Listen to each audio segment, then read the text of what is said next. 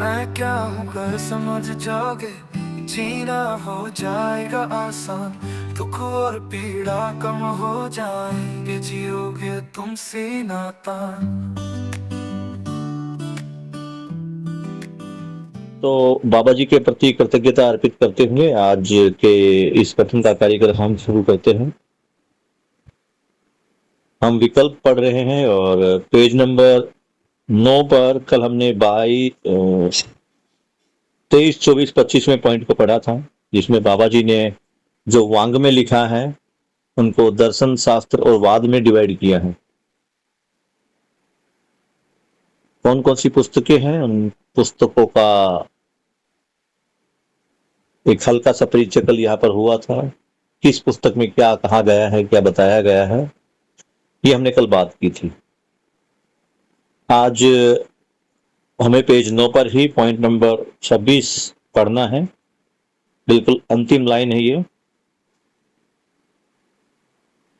तो चिंतन, दर्शन, वाद, शास्त्र के आधार पर जीवन विद्या प्रबोधन प्रणाली स्पष्ट है। तो जीवन विद्या की प्रबोधन प्रणाली है वो इसी चिंतन, दर्शन और वाद, जो मध्यस्थ दर्शन पर आधारित 4 दर्शन हैं, 3 वाद हैं और 3 शास्त्र हैं, इन्हीं पर पूरा प्रबोधन कार्य प्रणाली जीवन विद्या की वो आधारित है। मानवीय आचार संहिता रूपी संविधान व्यवस्था। तो जिस समय ये पुस्तक लिखी जा रही थी, ये जो संविधान व्यवस्था जो बाबा जी ने लिखी, ये उस समय प्रकाशन प्रक्रिया में थी, अध्ययन के लिए प्रावधानित है और प्रस्तुत है। बाबा जी बता रहे हैं कि ये 4 दर्शन, 3 वाद और 3 शास्त्रों के साथ मानवीय संविधान सूत्र व्याख्या एक पुस्तक और है जो बाद में प्रकाशित हुई है। ये सारी पुस्तकें बाबा जी ने अध्ययन के लिए प्रस्तुत की है। इन सारी पुस्तकों का जो प्रावधान हो केवल अध्ययन है। अध्ययन वो विधि है जिसमें हम समझदार बनते हैं। बाबा जी का पूरा जो दर्शन है, इन 10 पुस्तकों में 10 पुस्तकें ये हैं, एक पुस्तक ये अध्ययन बिंदु है 11 और एक पुस्तक जीवन विद्या परिचय, ये 12 पुस्तकें हैं। इन 12 पुस्तकों का हमें पठन करना है। इन 12 पुस्तकों के अलावा भी बाबा जी ने कुछ चीजें और लिखी हैं। परिभाषा संहिता है और उसके बाद आरोग्य शतक एक पुस्तक है बाबा जी की, जिसमें बाबा जी ने आयुर्वेदिक उपचार लिखे हैं कि जो घर में ही हम कई बार बीमार पड़ जाते हैं तो उनके उपचार के लिए कौन कौन सी विधियां हैं, कौन कौन सी वस्तुओं के प्रयोग से हम किन किन बीमारियों का निवारण कर सकते हैं, ये सारी चीजें उस पुस्तक में है। 27वें पॉइंट में बता रहे हैं कि इसी के साथ परिभाषा संहिता प्रस्तुत है। परिभाषा संहिता भी बाबा जी ने लिखी है। हमारी बात हुई थी कि ये आपको स्पष्ट किया गया था कि पुस्तक में जो आप शब्द देखेंगे, उन शब्दों को देखकर आपको लगेगा कि ये शब्द तो हमने पहले भी सुने हैं, ये शब्द पहले भी आए हैं। तो बाबा जी बोलते हैं कि शब्द परंपरा से ही लिए गए हैं, पुराने शब्द ही हैं, कोई बाबा जी ने नया शब्द नहीं गढ़ा, सारे परंपरा वाले शब्द ही लिए। और ये जो परंपरा वाले शब्द हैं, ये जो हमारी आस्था वाली विधि अध्यात्मवाद है उससे लिए गए हैं, जो हमारे वेद हैं, पुराण हैं, उनसे लिए गए हैं, या जो हमारे अन्य धार्मिक और शैक्षणिक ग्रंथ है उनसे लिए गए हैं। तो शब्द वही हैं, लेकिन इन शब्दों का अर्थ काफी अलग है, थोड़ा अलग नहीं, काफी अलग है। तो इन शब्दों के अर्थ आम जनता तक पहुंचे, सर्व मानव तक पहुंचे, बाबा जी ने परिभाषा संहिता लिखी। और बार बार हर प्रबोधक यही बोलता है कि जब आपको पठन करना है, इन पुस्तकों को पढ़ना है, तो परंपरागत तरीके से नहीं पढ़ना है। वो जो शब्द है वो परंपरा वाले नहीं उनको यूज करना है, जहां भी आपको लगे कि ये शब्द मुझे पता है, एक बार उसकी परिभाषा जरूर देख ले, आप पाएंगे कि परिभाषा में वो शब्द थोड़ा सा अलग है। उसके बाद बाबा जी जब ये सारे पॉइंट खत्म हो जाते हैं, पेज नंबर 10 पर 27 तक ही पॉइंट दिए गए हैं, बाबा जी आगे अपना वक्तव्य लिखते हैं और क्या लिख रहे हैं कि विकल्प के नाम पर 27 मुद्दे बाबा जी ने इस पुस्तक में 1 से लेकर 27 तक पॉइंट लिखे हैं। उन्हीं के बारे में बता रहे हैं कि विकल्प के नाम पर 27 मुद्दे के रूप में जो सूचना प्रस्तुत किया गया है, इसके मूल अभिप्राय में अपना पराया की दीवार से मुक्त, द्वेष मुक्त, अपराध मुक्त विधि से मानव चेतना पूर्वक समाधान समृद्धि सहित अखंड समाज सार्वभौम व्यवस्था सूत्र व्याख्या रूप में जीना, यह मानव परंपरा के लिए आवश्यकता बन चुकी है। यदि मानव को इस धरती पर परंपरा रूप में रहना है तो बाबा जी क्या बता रहे हैं भैया कि जो 27 मुद्दे लिखे हैं, इस 27 मुद्दों का जो आधार है, बाबा जी क्या चाह रहे हैं कि जो हमारे बीच में अपना पराया की दीवार है, ये दीवार सबसे बड़ी दीवार है। अगर आज हम संबंधों में देखें तो संबंधों में सबसे बड़ी दरार क्या है कि ये मेरा है, ये तेरा है, ये तेरा मेरा, ये अपना पराया का जो दीवार है, इससे मुक्त होने के लिए इसमें आवश्यकता को समझाया गया है। न्याय हम कब कर पाएंगे? परिवार में न्याय कब करेंगे? जब परिवार के जो संबंध है उन संबंधों को पहचान कर उनके मूल्यों का निर्वाह करेंगे। मूल्यों का निर्वाह करते करते हम उभय तृप्ति प्राप्त करेंगे। उभय तृप्ति का अर्थ यही है कि हम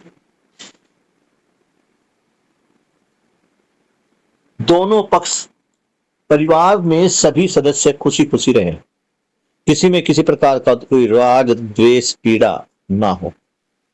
यही है न्याय को प्रमाणित करना परिवार में। उसके बाबा जी आगे बता रहे हैं कि हम अखंड समाज की परिकल्पना कर रहे हैं।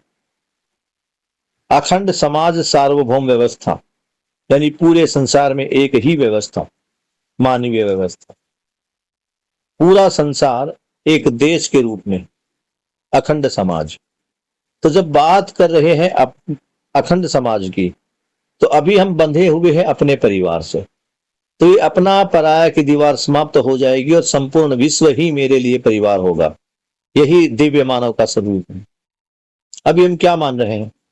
स्नेहा है, स्नेहा की बहन लक्ष्मी है, लक्ष्मी स्नेहा की बहन है, आरती की बहन कोई और है, शान्वी की बहन कोई और है।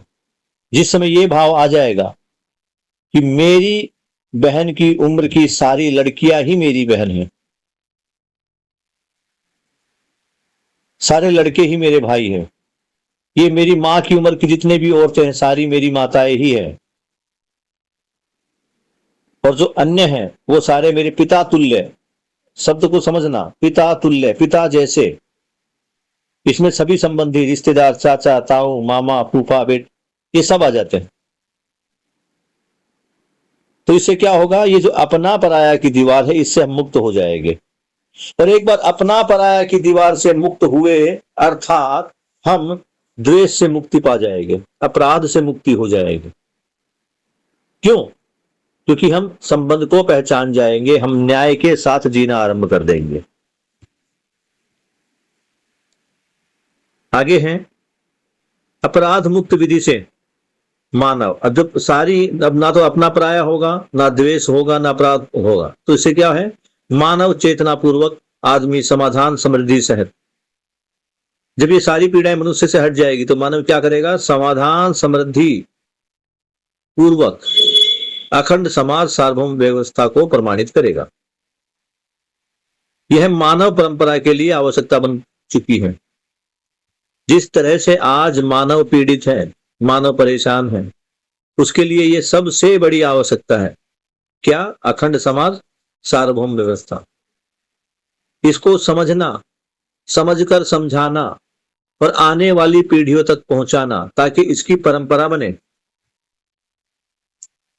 अस्तु सकारात्मक भाग में निर्णय लेने की स्थिति में इन सूचनाओं के आधार पर कितने भी सकारात्मक उद्देश्य से प्रसन्न हो सकते हैं। उन सब का उत्तर मेरे पास सुरक्षित है। जो चाहे वो इसे पा सकते हैं। तो बाबा जी क्या कहते हैं कि अंततः सकारात्मक भाग में यानी पॉजिटिव वे में निर्णय लेने के लिए, अर्थात मैं पॉजिटिव वे से आगे बढ़ता हूं, मैं अध्ययन प्रक्रिया को स्वीकार करते हुए अध्ययन करता हूं, मैं समझने के कार्यक्रम में आगे बढ़ता हूं, तो इन सूचनाओं के आधार पर, ये जो सूचनाएं मुझे अभी तक 27 पॉइंट में मिली है, इन सूचनाओं के आधार पर कितने भी सकारात्मक उद्देश्य से प्रसन्न हो, यानी आगे बढ़ने के लिए, समझने के लिए जो भी आपके बीच में सवाल आएंगे, जो भी आपके मन में सवाल आएंगे, उन सभी सवालों के उत्तर मेरे पास सुरक्षित है। आपके आगे बढ़ने में जितनी भी समस्याएं आएगी, उन समस्याओं से कैसे उभरना है, आगे कैसे बढ़ना है, और समय समय पर आपके दिमाग में कुछ प्रश्न भी आएंगे, उन सभी प्रश्नों के जवाब बाबा जी बता रहे हैं कि मेरे पास है। और मैं भी इसका आश्वासन देता हूं, जितना मैंने समझा है, अध्यात्मवाद में या भौतिकवाद में एक समय हमारे पास ऐसा आ जाता है कि काली दीवार एक खड़ी हो जाती है, यानी एक ऐसी दीवार आ जाती है कि फिर लगता है कि अब क्या, इतना सारा उम्र हमने तपस्या करके निकाल दी। और इस काली दीवार को बहुत सारे लोगों ने महसूस किया है। महसूस करने का ही ये प्रमाण है कि उम्र के ऐसे पड़ाव पर वो लोग सारी उम्र अध्यात्मवाद से, इस भौतिकवाद से जुड़े रहे, भगवान का नाम लेके सुबह शाम पूजा करके और भौतिकवाद में जो वस्तुएं हैं उनका उपभोग करके उन्होंने पूरी जिंदगी बिताई। पूरी जिंदगी उन्होंने सुख पाने का प्रयास किया, लेकिन जिसको वो सुख समझ रहे थे, अंततः उनकी समझ में आया, जब दर्शन से उनका आमना सामना हुआ, तो उनकी समझ में आया कि जिसको अभी वो सुख समझ रहे थे वो वास्तव में सुख है ही नहीं। तो ऐसे में क्या, तो एक व्यक्ति जिसने अपनी 70 साल उम्र नौकरी करके पैसा कमाने में या अध्यात्मवाद में पूजा पाठ में निपटा दी, वो कह रहा है कि मेरे जो सवाल थे आज भी खड़े के खड़े हुए हैं। आज हम हिंदू लोग जिन परंपराओं को निभा रहे हैं, जिन संबंधों को निभा रहे हैं शादी के समय में, वो सारी परंपराएं जब हम देखते हैं तो हमारे अध्यात्मवाद में उन्हीं का खंडन किया गया। वो परंपराएं वहीं पर नहीं निभाई गई। बहुत सारी दंत कथाओं में या जो हमारे कथा हमारे इन पुराणों में लिखी है, उनसे पता लगता है कि किस प्रकार से लोग रिश्तों को तार तार करते थे पहले।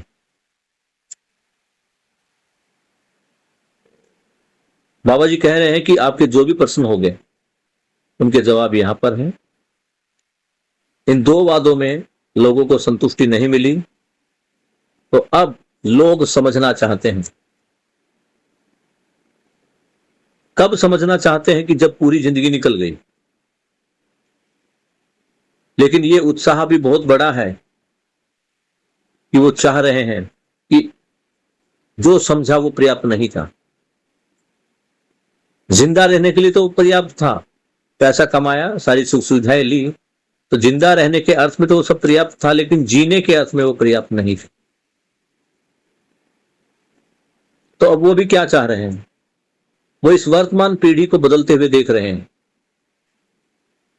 मेरी अगर उम्र 48-49 साल है, तो जो 60 साल वाला है, 70 साल वाला है, उसमें तो और भी ज्यादा क्रिटिकल टाइम देखा है।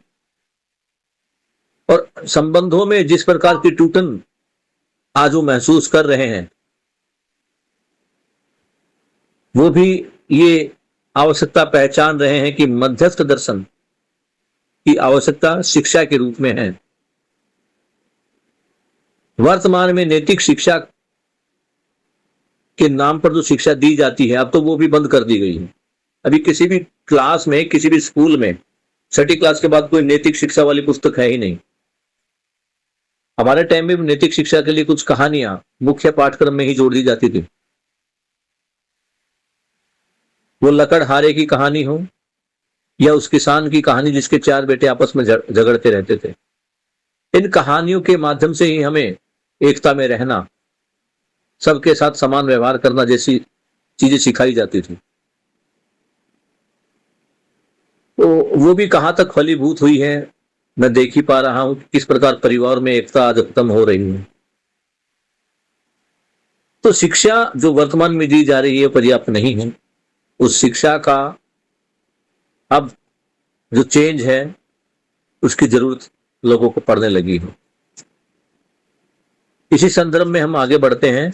जो अगला जो हमारा पार्ट है वो मध्यस्थ दर्शन अध्ययन बिंदु। यहां से अगर हम कहें कि एक प्रकार से हमारा अध्ययन आरंभ होगा, लेकिन अध्ययन आरंभ करने से पहले इस अध्ययन बिंदु जो पुस्तिका है, इस अध्ययन बिंदु पुस्तिका में जो पहला शब्द आया है अध्ययन, और जो अगला शब्द है बिंदु, तो मतलब है कि अध्ययन में हम किन किन पॉइंट्स पर बात करेंगे। तो ये जो पुस्तक है दिखने में छोटी है, इसमें पेज नंबर 13 से लेकर और लगभग 36 पेज तक शायद है। 13 से 36 पेज है, देखा जाए तो कुल मिला के 23 पेज है। लेकिन इन 23 पेजों में पूरे अध्ययन की भूमिका रखी गई है। यानी मध्यस्थ दर्शन में हम किन किन मुद्दों पर बात करेंगे। अभी तक तो ये स्वीकार करने वाली बात है, जो विकल्प था इसको अभी अपने मन में ये बिठाना है कि जो वाद हम अभी अपना रहे हैं, जो दर्शन जिनके रोशनी में हम अभी देख पा रहे हैं, वो दर्शन पर्याप्त नहीं है। चाहे वो ईश्वर केंद्रित रहस्य मूलक अध्यात्मवाद हो या फिर वो भौतिकवाद, ये पर्याप्त नहीं है। इनसे जो शिक्षा मिल रही है, वर्तमान में जो शिक्षा प्रणाली है, वो भी कंप्लीट नहीं है। उससे भी मानवीय उद्देश्य की पूर्ति नहीं हुई। ये सारी शिक्षाएं प्राप्त करने के बाद भी आज तक मानव जीव चेतना में ही जीता आ रहा है। इसको समझना पड़ेगा और जांचना पड़ेगा कि ये बात कहां तक सत्य है। मानव जीव चेतना में है या नहीं है, इसको देखना पड़ेगा, समझना पड़ेगा। मानव जिस प्रकार से कार्य कर रहा है, ये जानवरों की भांति ही कार्य कर रहा है। अगर मानव के मूल उद्देश्य को देखें तो अभी मानव 4 विषयों में ही उलझा पड़ा है। आहार, निद्रा, भय और प्रजनन, यही कर रहा है वो। और जो अन्य जीव जंतु जानवर है वो भी ये कर रहे हैं। समझने समझाने का कार्यक्रम अभी तक हुआ ही नहीं है। अभी तक मानव ने जिसको समझ कहा, वो समझ ये स्किल्ड एजुकेशन ही है, जिसमें हम कोई कार्य विशेष करना सीखते हैं। इनके लिए स्कूल में, कॉलेज में और ये जो ITI बनाई गई है, जहां पर लोगों को हाथ का काम सिखाया जाता है, इनमें यही स्किल्ड बेस्ड एजुकेशन सिखाई जा रही है। अगर आप ITI की बात करें तो 10वीं और 12वीं के बाद इनमें अलग अलग प्रकार के कोर्सेज होते हैं। इसमें AC mechanic, TV mechanic, electrician, plumber, painting, stenography, इस प्रकार के जो प्रोफेशनल काम है वो सिखाए जाते हैं। जो अन्य यूनिवर्सिटीज हैं जो आगे चलकर इंजीनियर और मेडिकल साइंस की पढ़ाई कराती है, तो ये इंजीनियरिंग और मेडिकल साइंस ये भी अपने आप में एक प्रोफेशनल नॉलेज ही है। दूसरी तरह देखा जाए कि ये जो हमारे आश्रम हैं या हम कहे गुरुकुल हैं, तो इनमें भी अध्यात्म पर आधारित कर्म कांडों की शिक्षा ही दी जाती है। और ये कर्म कांड वाली शिक्षा भी आज के टाइम में प्रोफेशनल शिक्षा ही है। इनमें से कुछ विद्यालय ज्योतिष की शिक्षा देते हैं। इस ज्योतिष की विद्या का प्रयोग करके ही, ये भी एक प्रकार का स्किल ही है। ये शिक्षा नहीं है, ये ज्ञान नहीं है, ये एक प्रकार का स्किल ही है। क्योंकि जितने भी ज्ञान, जितने भी इंस्टीट्यूट के मैंने अभी नाम लिए, ये आदमी को काम तो सिखाता है, किसी हुनर में उसको माहिर तो बना देता है, लेकिन जिंदगी कैसे जीनी हो, परिवार में संबंधों के साथ कैसे जीना है, व्यवस्था में कैसे जीना है, ये कहीं नहीं सिखाया गया।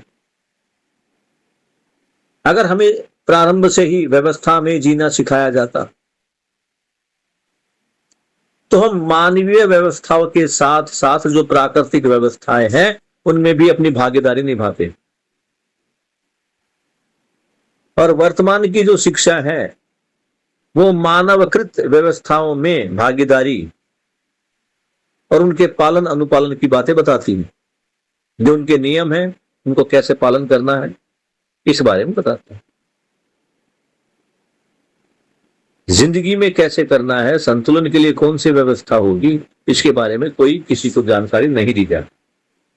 और कारण इसका जो फल परिणाम है उसका फल परिणाम यही है कि आज चारों तरफ तबाही मची हुई है, मानव आतंकित है, भय युक्त है, परिवारों में तनाव है, आदमी में खुद में टेंशन है, सब कुछ होते हुए भी कुछ कमी सी महसूस करता है। लेकिन इन सब के बावजूद भी वो जिस भी अवस्था में है आज भी उसमें एक प्यास बनी हुई है, और वो प्यास है सुखी होने की, खुश रहने की। और वो प्यास आज भी बरकरार है।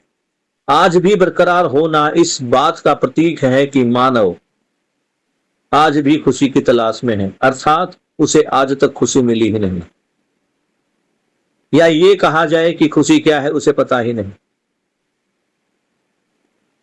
तो बाबा जी ने जो विकल्प प्रस्तुत किया है, ये विकल्प आपको निरंतर सुख देने का एक प्रयास है।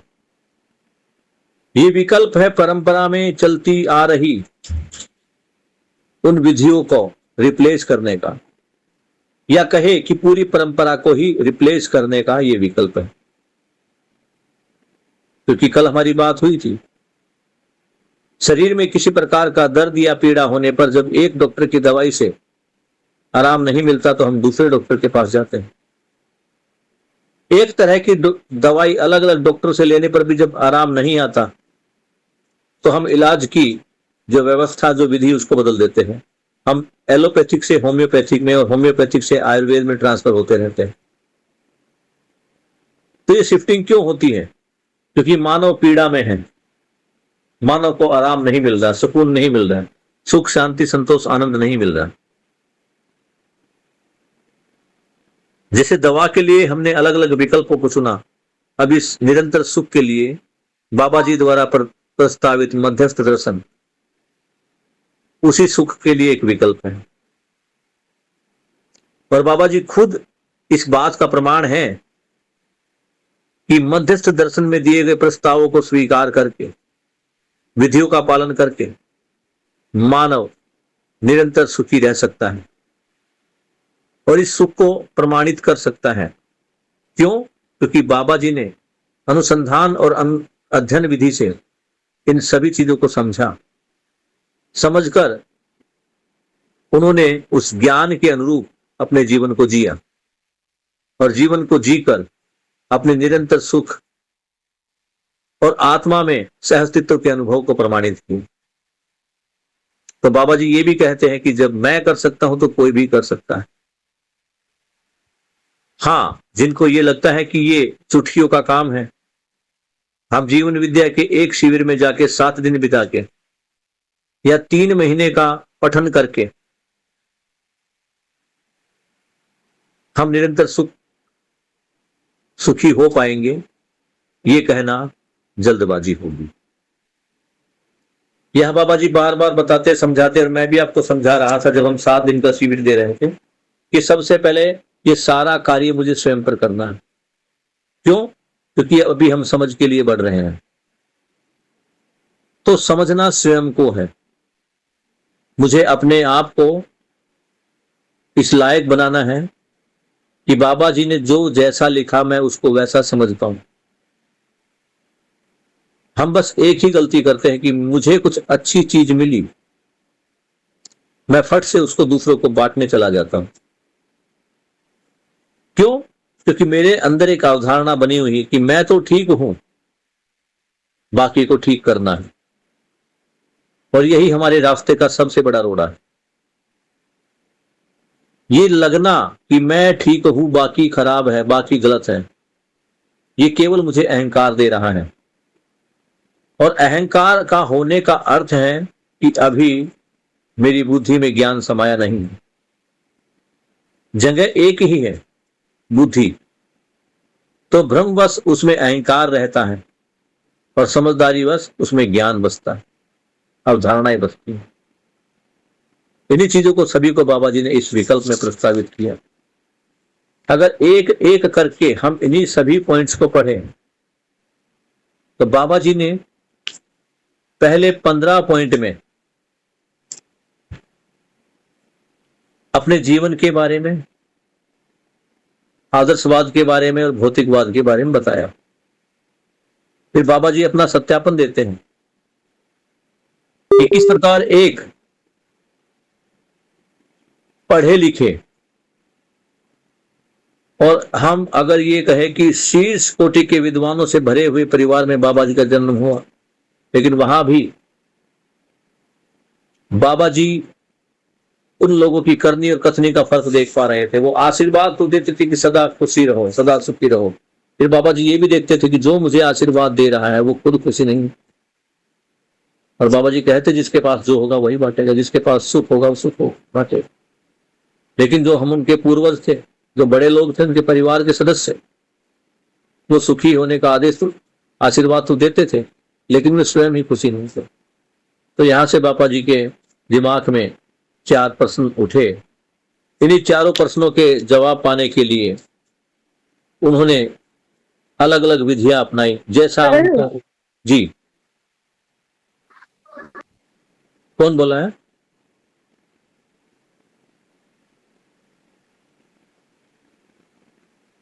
किसी का कोई सवाल है बेटा? मुझे कोई आवाज आई थी बीच में। सर शायद जैसा भी तो माही का किसका ओन है स्पीकर? और वो बड़े से उनको नेहा से नहीं, नेहा का नहीं, माही का है। माही बेटा, स्नेहा का हो रहा है।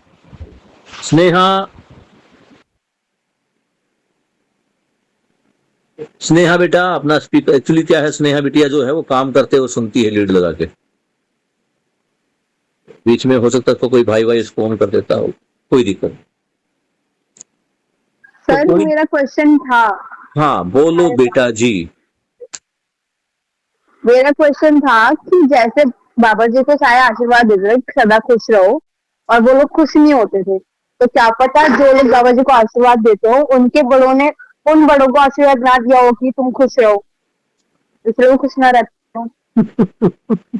अच्छा ये बताओ, हमारे घर में जब रिश्तेदार आते हैं बड़े हमसे, और वो हमें आशीर्वाद देते हैं नहीं देते हैं?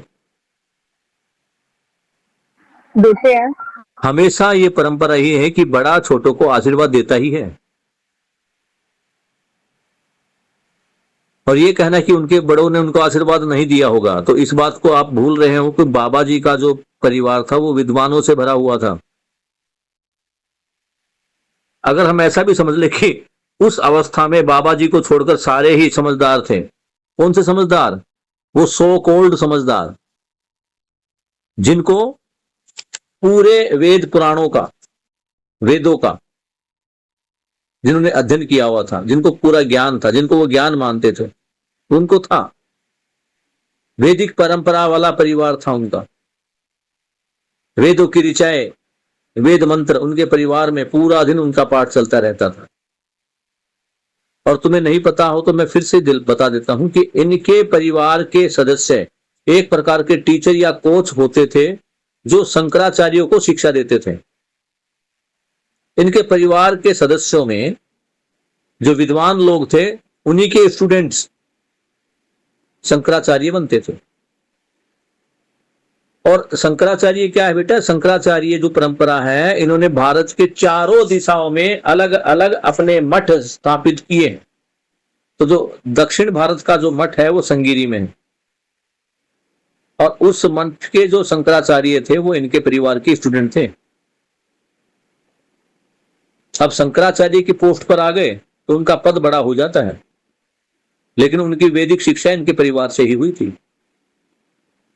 और आप कभी भी देखो, ये जो लोग हैं, ये ब्राह्मण लोग हमेशा आशीर्वाद तो देते हैं।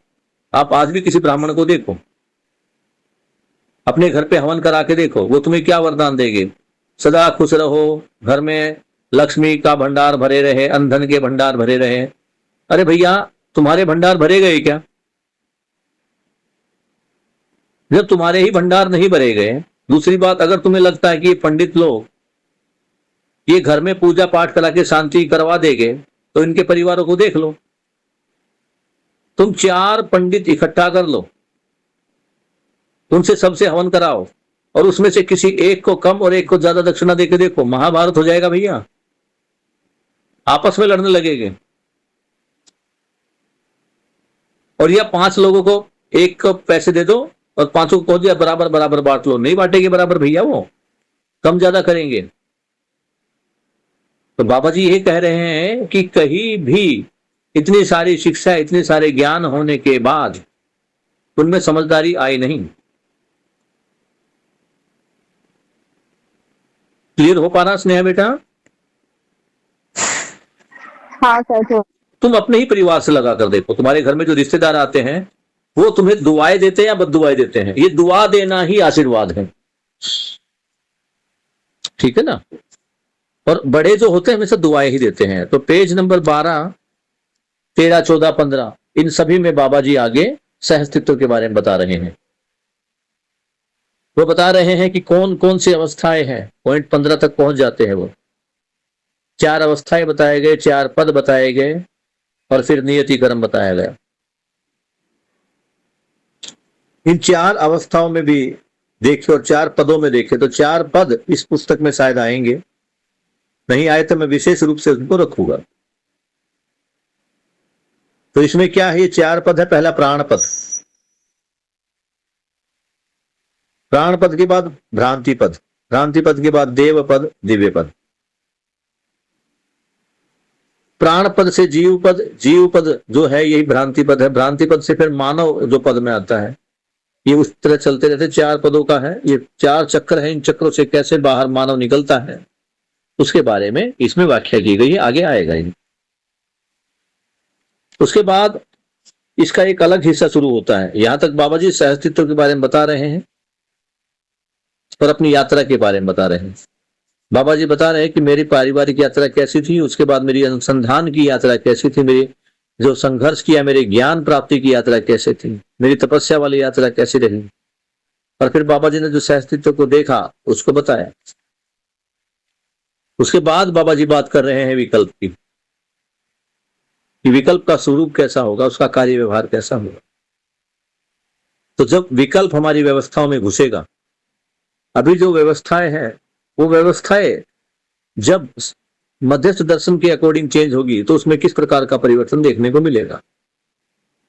तो बाबा जी बता रहे हैं कि अभी तक जो मानव जीव चेतना में जीता आ रहा है, सबसे पहले वो मानवीय चेतना की तरफ बढ़ेगा। मानवीय चेतना की तरफ बढ़ेगा तो उसमें मानवीय मूल्यों का विकास होगा, यानी वो धीरता, वीरता, उदारता, दया, कृपा, करुणा इन सब के साथ जिएगा। मानवीय लक्ष्य के साथ जिएगा तो मानव खुद को पहचानेगा। जब वो खुद को पहचानेगा तो जो मानव के लक्ष्य हैं, समाधान, समृद्धि, अभय, सहअस्तित्व, इनको भी प्रमाणित करेगा।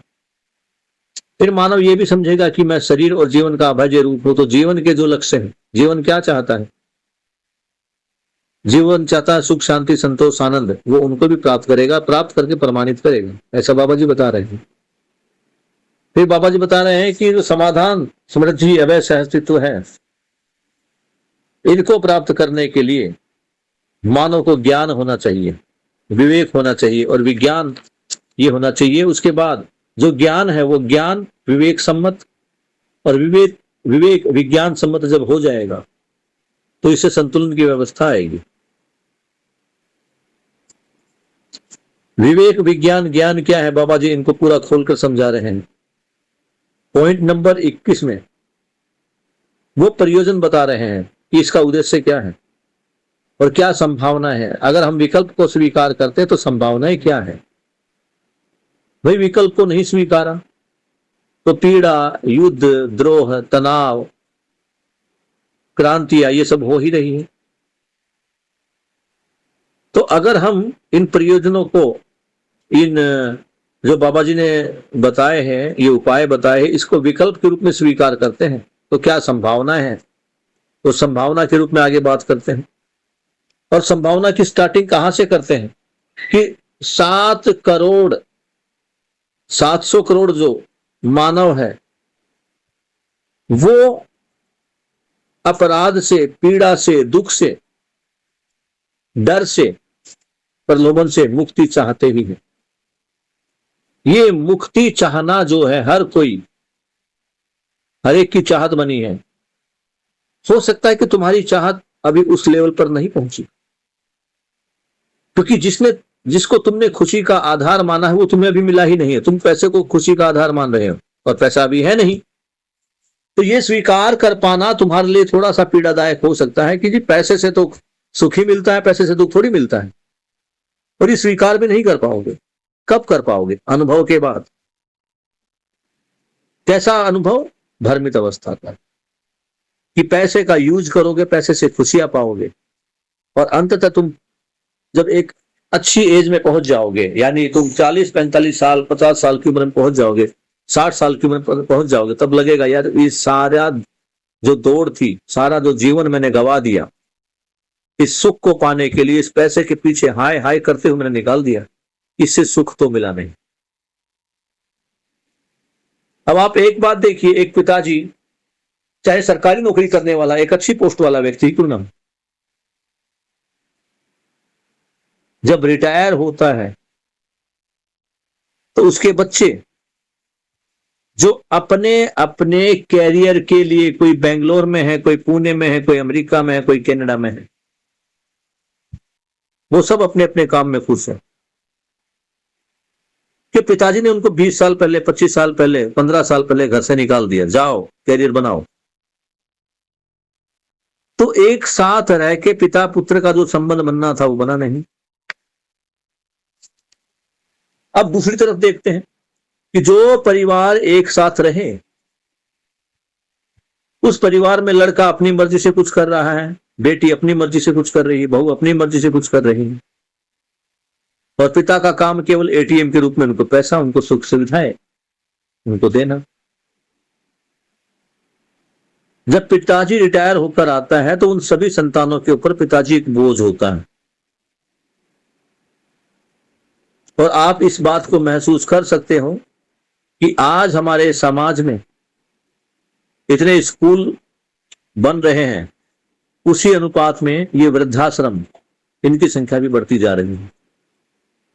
और इन वृद्धाश्रमों में किस प्रकार वृद्ध महिलाओं को, पुरुषों को रखा जाता है, उनकी स्थिति दयनीय है। अभी पीछे कुछ वृद्धाश्रमों पर छापा मारा गया और वहां पे देखा गया कि वहां पर लोगों को बांध कर रखा गया है, खाना तक नहीं मिलता। जो बीमार लोग हैं उनकी सफाइयां तक नहीं होती, वो लोग वही बेड के ऊपर ही टॉयलेट, उल्टियां, पेशाब कर रहे हैं।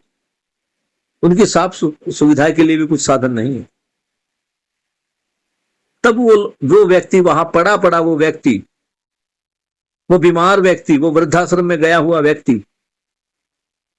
वो बच्चों के फैसले से नाखुश व्यक्ति ये सोचता है कि मैंने सारी उम्र किया तो क्या किया। आज ये जो पैसा है, या जो नासमझी है, या जो स्किल है, या जिसको मैंने कैरियर समझा, खुद अपनाया और अपने बच्चों को दिया, उसके बाद मुझे मिल क्या रहा। तब व्यक्ति समझता है कि शरीर को ही जीवन मानकर संवेदनाओं को शांत करने के लिए जो मैंने प्रयास किए, उनसे मुझे पल भर के लिए जो खुशी मिली, मैंने उसी को खुशी माना। एक साइंटिफिक वे है, देख लो बेटा, एक बार थोड़ा समझने का प्रयास करना, कि मैंने 2 सेल लिए उस सेल के अलग अलग पॉइंट पर तार लगाकर मैंने उनसे एक बल्ब जलाया। वो बल्ब तब तक जलेगा जब तक उस सेल में बैटरी है, उसके बाद अंधेरा। मुझे फिर से नया सेल डालना पड़ेगा, फिर उजाला, फिर अंधेरा, फिर उजाला, फिर अंधेरा। तो ठीक इसी प्रकार हमारी संवेदनाएं हैं। कुछ अच्छा खाने का मन किया, अच्छा खाया, जब तक उसका स्वाद है तब तक ठीक है। स्वाद खत्म तो फिर से एक नई पीड़ा शुरू। या ऐसा करके देख सकते कि मुझे मीठा पसंद है, मैं मीठा मीठा खा रहा हूं, कुछ समय मीठा खाने के बाद मन करेगा कुछ नमकीन खा लूं। नमकीन खाता हूं, कुछ समय के बाद दिल करता मीठा खा लूं। तो बीच में जो गैप बन रहा है, ये मनुष्य क्या कर रहा है? इन संवेदनाओं को शांत किए जा रहा है और इसी को क्या समझ रहा है? सुख समझ रहा है। ओहो भाई, बर्फी खाने में बड़ा सुख है, ओहो शिमला घूमने में बड़ा सुख है। जबकि सबसे बड़ा सुख समझदारी में है। जिस समय समझदारी आ जाती है, आदमी इस मीठे के सुख को, इस टूर एंड ट्रेवल के सुख को भूल जाता है। इन्हीं चीजों के बारे में बाबा जी बता रहे हैं कि संभावना क्या है, कैसी क्या संभावना बनी। और पॉइंट नंबर 21 से लेकर 27 तक बाबा जी बता रहे हैं कि किस प्रकार से मानव का जीव चेतना से मानवीय चेतना में ट्रांसफॉर्मेशन होगा। और वो ट्रांसफॉर्मेशन होगा तो क्या होगा? उस ट्रांसफॉर्मेशन का इस धरती पर, मानव जाति पर और चारों अवस्था पर क्या प्रभाव पड़ेगा, वो पॉइंट नंबर 21 और 22 में समझा रहे हैं। पॉइंट नंबर 23, 24, 25, इन सभी पॉइंट्स में बाबा जी अपने द्वारा लिखित सभी 12 पुस्तकों के बारे में बता रहे हैं। बाबा जी बताते हैं कि मैंने 4 दर्शन लिखे, जिसमें पहला दर्शन मानव व्यवहार, फिर कर्म दर्शन, अभ्यास दर्शन और अनुभव दर्शन। इसमें इसको देखना पड़ेगा कि जो व्यवहार है, ये कर्म है, ये अभ्यास और अनुभव है। ये जो मानव कहा गया है, ये कौन मानव है? ये किस मानव के व्यवहार, किस मानव के कर्म, किस मानव के अभ्यास और किस मानव के अनुभव का दर्शन बाबा जी बता रहे हैं। तो ये जागृत मानव के व्यवहार का, उसके कर्म का, उसके अभ्यास का और उसके अनुभव का दर्शन। और जागृत मानव कौन? जिसने जागृति को प्रमाणित किया। और जागृति में क्या प्रमाणित होता है? आत्मा इस व्यापक में सहअस्तित्व का अनुभव करती है, यही जागृति है। इसे अपने जीने में लाना। किसको जीने में लाना? सह अस्तित्व को। प्रकृति की हर इकाई के साथ अपने संबंध को समझ के, संबंधों में मूल्यों का निर्धारण करके, जो मूल्य निर्धारित है उनका पालन करके उभय तृप्ति जब आती है, तो ये मेरी जागृति का प्रमाण है। मेरी समझ से मैं खुश हूं, मैंने दूसरे को समझाया वो खुश है, उसने किसी और को समझाया वो खुश है। ये 3 पीढ़ी की परंपरा बन गई। पर मैंने बताया था कि ये जो साइक्लिक चीज जिसको हम बोलते हैं, चक्र बोलते हैं, ये एक चक्कर अगर सही से पूरा हुआ तो अगला चक्कर इससे ऊपर की तरफ बढ़ता है। ये ठीक उसी प्रकार की गति जैसे स्प्रिंग की गति होती है। जैसे एक स्प्रिंग होता है पेन वाला, वो नीचे से ऊपर गोल गोल घूम के पहुंच जाता है। ये ठीक उसी प्रकार का चक्कर है। एक बार हमारी 3 पीढ़ियों में ये हुआ तो मजा ही आ जाएगा। ये फिर रुकने वाली नहीं, फिर तो आगे चलती रहेगी। फिर बाबा जी 3 वादों के बारे में बता रहे थे, 3 विचार। ये अगर विचार देखे तो विचार में क्या है? समाधान है। विचारों में क्या है? व्यवहार है। विचारों में क्या है? अनुभव। और ये सारे किसके विचार हैं? ये जागृत मानव के विचार हैं। भौतिकवाद कैसा होगा, जनवाद कैसा होगा, अध्यात्मवाद कैसा होगा? अरे भैया, ये जो अध्यात्मवाद है ना, ये वास्तव में जो हमारी अध्यात्मवाद है, इसकी इतने अच्छे से व्याख्या की गई है, इतने अच्छे से अध्यात्मवाद को और यहाँ अनुभवात्मक अध्यात्मवाद को कनेक्ट किया गया। जो ईश्वर की बात वहां करते थे और बाबा जी भी ईश्वर की बात करते हैं, दोनों ईश्वर में क्या फर्क है वो फर्क नजर आता है। मतलब अध्यात्मवाद में जिस ईश्वर की परिकल्पना की गई है वो ईश्वर रहस्यमयी है, किसी को दिखाई नहीं देता, किसी की समझ में नहीं आता। क्या लगता है कैसे लगा है।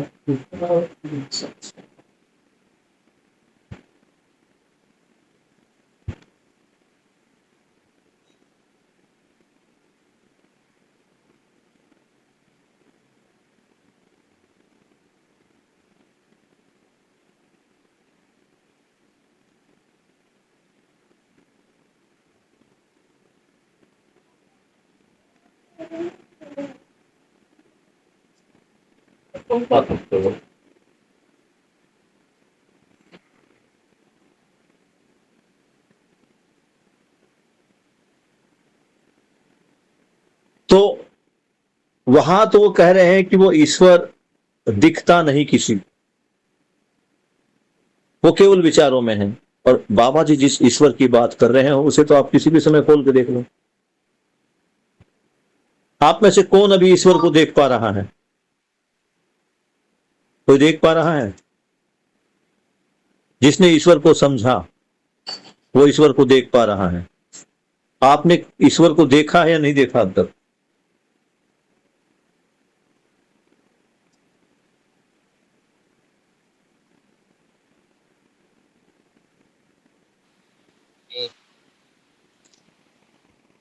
बताइए। नहीं सर, मैंने तो नहीं देखा। ओके, ठीक है। स्नेहा, तुमने देखा ईश्वर को? सर शायद हाँ भी और शायद ना भी। अध्यात्मवाद में बाबा जी जिस ईश्वर को दिखाना चाहते वो ईश्वर तुमने देखा? Yes sir. अंजलि ने देख लिया, वेरी गुड। अभी देख पा रही बेटा उसको?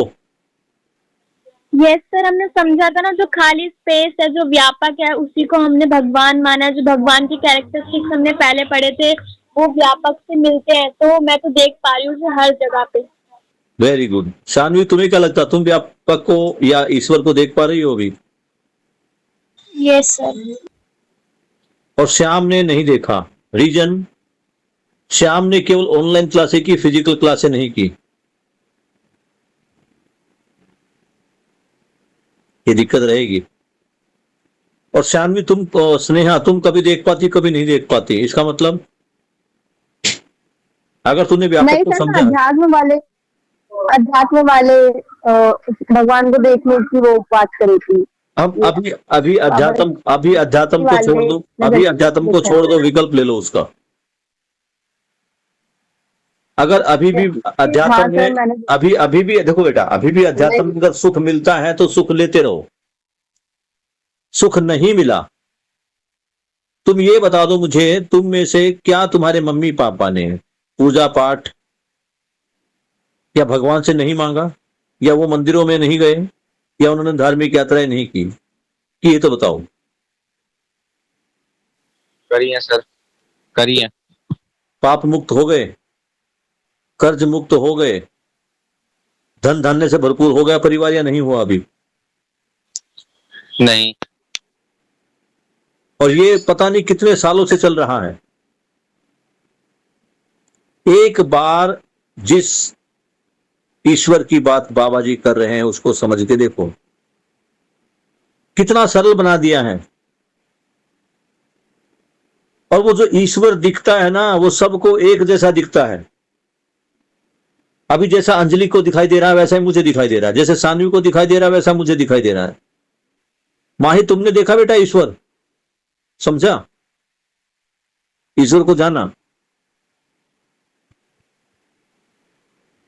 माही? Yes sir. कहाँ देखा? कहाँ देखा? ईश्वर को कहाँ देखा तुमने? सर मैंने ऐसे फेस टू फेस तो नहीं देखा। फेस टू फेस नहीं देखा? नहीं। तो चलो हम एक क्लास ईश्वर और व्यापक पर ही लेते हैं। तो पुनः मैं आपके सामने आज एक होमवर्क देके जा रहा हूं। कल का होमवर्क एक तो यह है कि आपको अपनी प्रस्तुतियां रखनी है विकल्पों को लेके, और लास्ट के 20 मिनट जो हो गए, आधे घंटे में आपकी प्रस्तुतियां केवल 5 से 10 मिनट की प्रस्तुति आपको देनी है। 5-5 मिनट की लेके, ज्यादा नहीं लेगे। आप क्या समझे अभी तक, विकल्प क्या है और किस चीज का विकल्प है। जो बाद का आधा घंटा है उसमें हम ईश्वर को समझेंगे,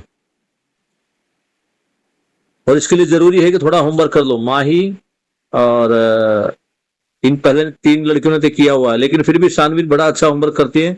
शानवी ईश्वर को लेके, और स्नेहा और अंजलि ईश्वर को लेके क्या क्या कहा गया है अब तक, वो जैसे तुमने पहले लिखा था वैसे लिखोगी।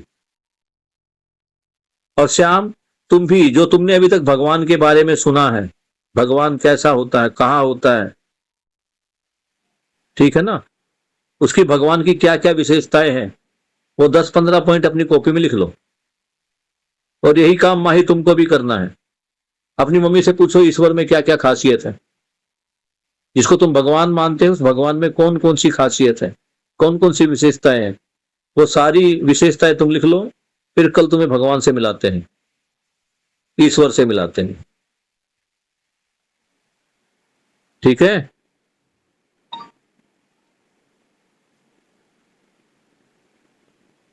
बढ़िया। ठीक है सर। क्यों श्याम, बढ़िया रहेगा ना। फिर तुम्हें लगेगा Yes, sir, कि ये अध्यात्मवाद का विकल्प कैसे है। वो जो कहते थे अध्यात्मवाद वाले कि ईश्वर ये किसी आंखों में नहीं आ सकता, इसे शब्दों से बयान नहीं किया जा सकता, कल तुम्हारे सामने ये तुम्हें आंखों से दिखेगा भी, और ऐसा दिखेगा कि तुम्हारी आंखों से हटेगा ही नहीं। जहां देखोगे तुम्हें ईश्वर नजर आएगा। और एक बार तुम अंजलि से या सानवी से पूछ के देख लो, अगर वो अभी भी ईश्वर देख पा रही है तो इसका मतलब उनको ईश्वर के दर्शन हो गए हैं। क्यों अंजलि? यस सर, मैं जहाँ भी जाती हूँ मुझे वहां दिखते हैं भगवान। और ईश्वर तुम्हारे साथ हमेशा रहता है नहीं रहता? यस सर, रहते हैं। ईश्वर तुम्हारे अंदर है या नहीं है? है सर। तुम्हारे बाहर है या नहीं है? है सर। तुम जो खाना खा रही हो उसमें ईश्वर है या नहीं है? सर है। और शानवी, तुमने जो कपड़ा पहना है उस कपड़े में ईश्वर है या नहीं है? है सर। तो श्याम, इन दोनों ने ईश्वर को देखा और अब भी देख रही है।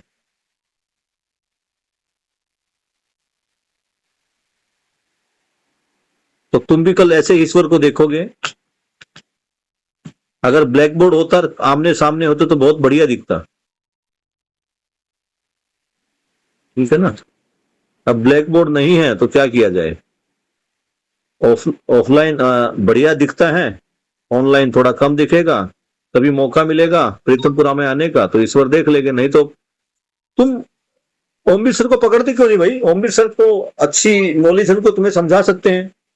उनको बोलो सर थोड़े हमें ज्ञान दो, क्योंकि ओमवीर समय सर का भी कुछ नहीं पता कब ट्रांसफर हो जाए उनका, तो जब तक है तब तक उनसे ज्ञान देंगे। सर उनकी ना रेगुलर पता नहीं शायद क्लासेस होती हैं। अरे 1-2 पीरियड तो खाली होगा, 2:30 बजे सर पर ऐसे तो नहीं पता चलता, पर जैसे हमारा नीचे जाते हैं किसी क्लास में, हाँ तब दिखते हैं सर। तो सर ना क्लासेस में जाते हुए दिखते हैं, फ्री नहीं दिखते। अच्छा, तो कोई बात नहीं, एक बार उनसे बात करो कि इसका आपका कौन सा पीरियड खाली सर, उसमें आ जाएंगे हम। और 1-2 तो जरूरी चीज है ना, वो उनसे समझ लो। अब मेरी तो मजबूरी बेटा ऐसा हो गई कि मैं यहाँ से, अब प्रिंसिपल छोड़ते नहीं। जिस दिन प्रिंसिपल सर नहीं होते वो हम 2 लोगों के इंचार्ज बना के चले जाते हैं। छुट्टी पे जाते हैं, हमें पूरा स्कूल की जिम्मेदारी देकर निकल जाते हैं। थोड़ा सा इसलिए कहता हूं, जब तक ओमवीर सर है, ओमवीर सर का भी पूरा फायदा उठाओ, ठीक है ना।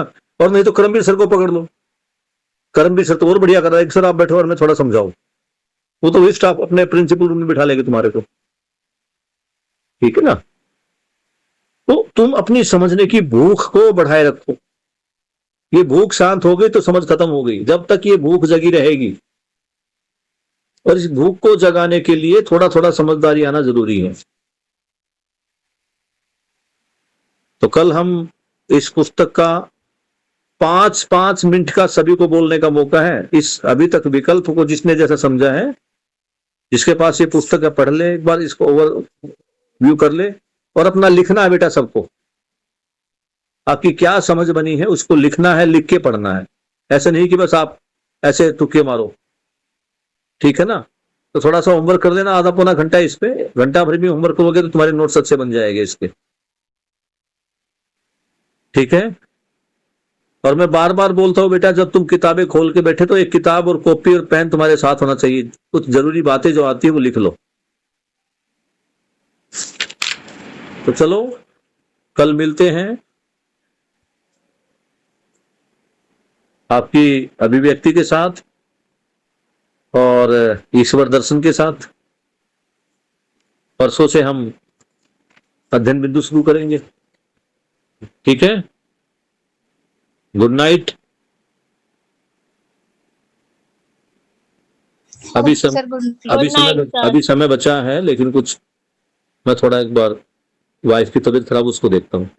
Good night. बाबा जी के प्रति कृतज्ञता अर्पित करते हुए आज के अध्ययन को समाप्त करते हैं।